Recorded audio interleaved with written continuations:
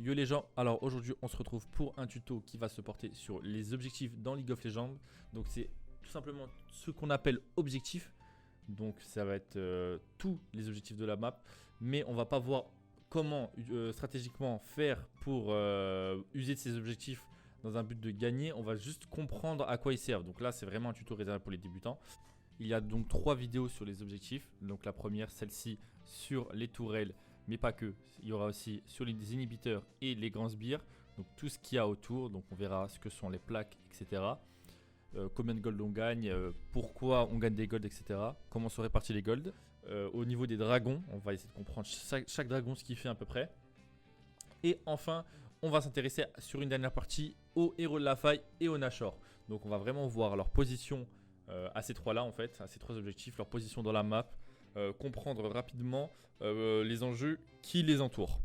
Et juste avant que le tuto commence, j'ai vu qu'il y a de plus en plus de commentaires sur mes vidéos tuto qui sont, des gens qui sont contents, donc je vous remercie. Et surtout n'hésitez pas vraiment à interagir s'il y a des choses que vous n'avez pas bien compris ou s'il y a des choses dont vous avez besoin d'un éclairement justement, même si c'est pas en rapport avec la vidéo. Ça peut me donner des idées pour des prochains tutos parce que j'ai vraiment envie de couvrir un maximum de trucs pour justement que des débutants puissent vraiment se lancer dans League of Legends parce que c'est vraiment un contenu qui manque sur YouTube, donc n'hésitez vraiment pas et je vous remercie de regarder mes vidéos bien sûr.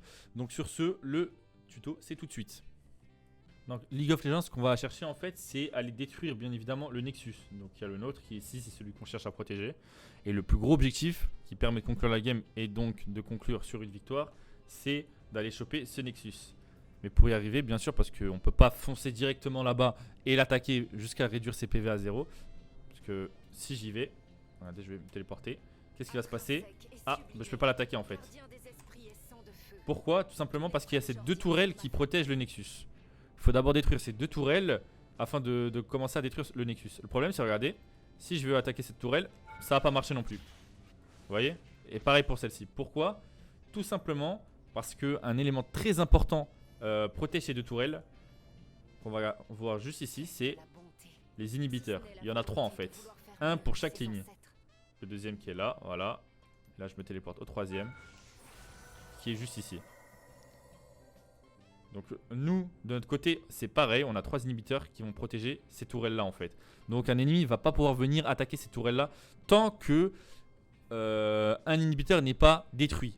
On n'a pas besoin de détruire les 3 inhibiteurs. Un seul inhibiteur permet de rendre vulnérable ces deux tourelles-là en fait. Donc pareil pour l'ennemi, par exemple si on arrive à détruire cet inhibiteur-là, on peut rendre ces tourelles vulnérables. Mais pour détruire ces inhibiteurs, parce qu'on ne peut pas s'y rendre, vous voyez que ça ne fonctionne pas encore une fois. Il faut détruire une des 3 tourelles qui se trouvent ici en fait. C'est ce qu'on appelle la T3. Elles sont juste ici. Donc là on prend le problème à l'envers. On va de la base vers le début en fait de la ligne. Donc comme vous voyez, rebelote, on ne peut pas détruire une T3. Comment ça se fait? Tout simplement parce qu'il y a une T2, donc une tourelle, la deuxième tourelle, qui protège la troisième tourelle. Il faut d'abord détruire la deuxième tourelle d'une ligne pour accéder à la troisième tourelle. Et pour accéder à cette deuxième tourelle, il faut tout simplement attaquer la première tourelle qui se trouve ici, ici et ici tout simplement. Voilà, il y en a une par ligne. Et un point à noter qui est très important, c'est que chaque tourelle, chaque première tourelle possède ce qu'on appelle des plaques. Donc c'est représenté ici par 5 sections. Comme vous venez de voir, à l'instant j'ai gagné 160 gold. Donc c'est vraiment pas négligeable. De gagner autant de gold juste en cassant des plaques. Et ces plaques là elles durent jusqu'à 14 minutes en fait. Ce qui va se passer, là je suis après 14 minutes de jeu. Qu'est-ce qui se passe? Bah la tourelle ne possède plus de plaques. Donc ça veut dire réussir à atteindre un certain palier de points de vie de la tourelle ne sert complètement à rien. Parce que ça va pas me permettre de gagner de l'argent dessus. Donc c'est très important de réussir à aller chercher ces plaques avant la 14 minutes de jeu. Parce que c'est là qu'elles sont justement supprimées. C'est le premier point très important. Pourquoi c'est important d'aller chercher ces plaques? Tout simplement parce que vous calculez, il y a 5 plaques par tourelle. Ça veut dire qu'on peut gagner au total, si on détruit les 5 plaques, 160 x 5. Donc 160 x 5 c'est 800 gold. 800 gold par tourelle, 800, 1600, 2400. Vous vous rendez pas compte à quel point on peut creuser un écart énorme avec l'adversaire si on obtient cet argent en fait. C'est hyper important d'aller chercher ces golds là pour créer un écart, pour permettre d'acheter tout simplement des items, compléter ces objets et donc faire plus mal. Et donc vu qu'on fait plus mal, on va pouvoir plus facilement percer les défenses adverses, aller détruire cette deuxième tourelle, cette troisième, l'inhibiteur, les 2 tourelles qui protègent le Nexus et enfin finir la partie en cassant ce Nexus. Ça c'est le premier point. Donc dans League of Legends, le premier objectif c'est d'aller chercher ce qu'on appelle des bâtiments, tout simplement, les tourelles. D'aller chercher ces tourelles pour progresser petit à petit.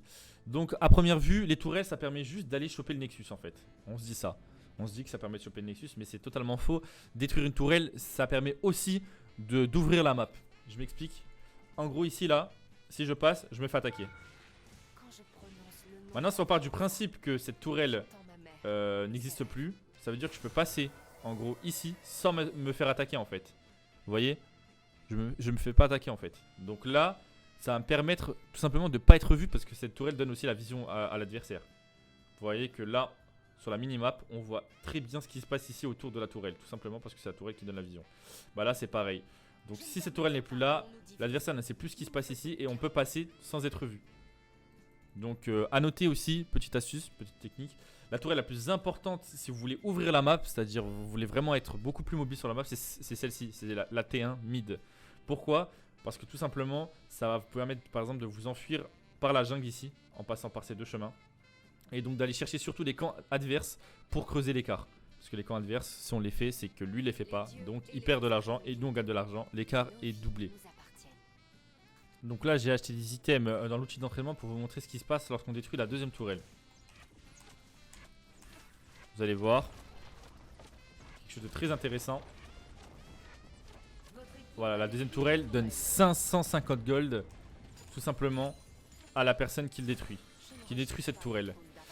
A noter que cet argent, donc c'est 500 gold en fait et 50 pour celui qui l'a détruit. 500 gold qui sont séparés par le nombre de personnes qui ont contribué à détruire la tourelle. Si vous êtes 5, ça va être divisé par 5, donc chacun va gagner 100 gold. A noter que les plaques de la T1, donc ici par exemple, fonctionnent de la même manière. Là, vous allez voir que je vais gagner 160. Vous voyez, 160. Mais si on était 2 à frapper, 2 à côté de cette tourelle, j'aurais seulement gagné 80. Et la deuxième personne aurait gagné 80 aussi.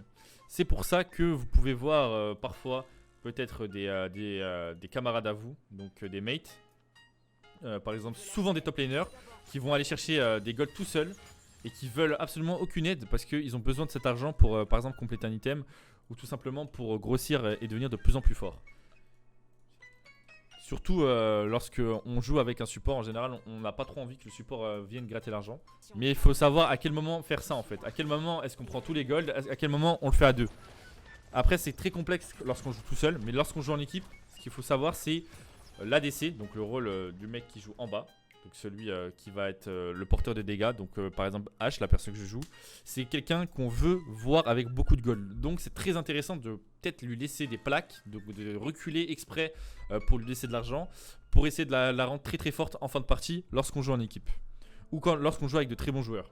Quelque chose de très important quand on détruit un inhibiteur, on va le voir tout de suite. Je vais me téléporter ici. Je vais faire avancer de 30 secondes pour que ça apparaisse. Voilà, ils sont apparus. On va se mettre juste à côté. On a l'apparition en tête en fait de chaque vague de sbires. Des gros canons qui apparaissent. Des gros sbires. Comme vous pouvez le voir par rapport aux autres sbires, qu'est-ce qui se passe? Vous voyez qu'un sbire normal a 499 PV en fait et 12 d'attaque. Celui-ci a 235 d'attaque. Là c'est normal parce qu'il est niveau 18. Celui-ci il est plus bas en niveau. Mais il a 235 d'attaque. Et il fait vachement plus mal en fait. Et il résiste beaucoup plus aux attaques. Donc il va permettre en fait de pusher naturellement les waves en fait. Du côté d'où vous avez détruit l'inhibiteur. Donc ça c'est très important de savoir ça. Le fait de détruire l'inhibiteur va permettre en gros à la vague de pusher plus naturellement vers votre côté. Donc d'aller choper cette tourelle là naturellement. Si personne vient arrêter en fait le mouvement, c'est-à-dire vient ici pour tuer ce sbire là. Et la vague qui arrive, ce qui va se passer c'est que naturellement la vague va arriver petit à petit. Donc comment vous le prouvez? Tout simplement, je vais faire avancer le temps, vous allez voir. Qu'est-ce qui va se passer en 10 minutes de jeu? Vous voyez qu'il commence à détruire les tours. Là l'inhibiteur est revenu. Mais ce qui se passe, c'est que les sbires, ça fait ici en fait. L'attroupement se fait là, alors que normalement, si jamais les deux équipes ne touchent pas aux sbires, l'attroupement devrait se faire par ici. Et petit à petit, notre tourelle prendrait cher. Et petit à petit, leur tourelle prendrait cher. Voilà, j'ai fait exprès, j'ai pêché pour les biens de la vidéo moi-même les 3 tourelles.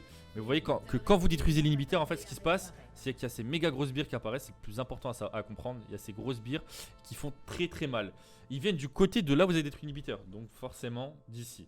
Si vous détruisez l'inhibiteur là, ils vont venir d'ici. Si vous détruisez l'inhibiteur là, ils viendront d'ici. Si vous détruisez 2 inhibiteurs, ils viendront de là et de là. Si vous en détruisez 3, ils viendront de là et de là.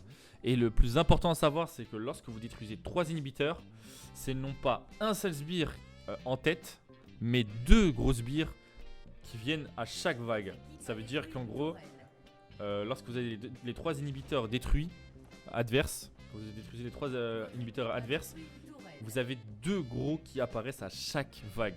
Dans chaque lane, c'est énorme. Ça permet un push naturel vers 3 lanes. C'est quasiment inarrêtable en fait. Et ça va vous permettre de vous intéresser aux autres objectifs. Et donc ça va être la partie 2 de cette vidéo.